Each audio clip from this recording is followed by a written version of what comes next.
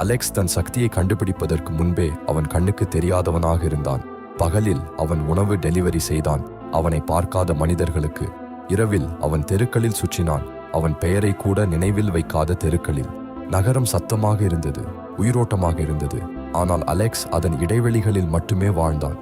அவன் பலவீனமானவன் அல்ல, அவன் கவனிக்கப்படாதவன். மாதங்களாக அவன் பார்த்து கொண்டே இருந்தான்.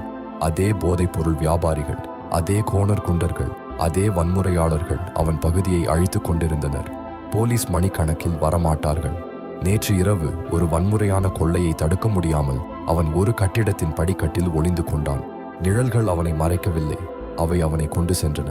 இப்பொழுது 24 மணி நேரமாக அவன் தன் சக்தியை சோதித்துக் கொண்டிருக்கிறான். 6 தொகுதி தூரத்தில் இருளுள்ள எங்கும் அவனால் போக முடியும். முதல் முறையாக அவன் வாழ்க்கையில் நகரம் அவனை புறக்கணிக்க முடியவில்லை. ஏனென்றால் குற்றவாளிகள் பகலில் தெருக்களை ஆண்டாலும் இரவில் நிழல்களில் வேறு யாரோ ஆட்சி செய்ய தொடங்கியிருக்கிறார். அவர்களுக்கு இன்னும் தெரியவில்லை.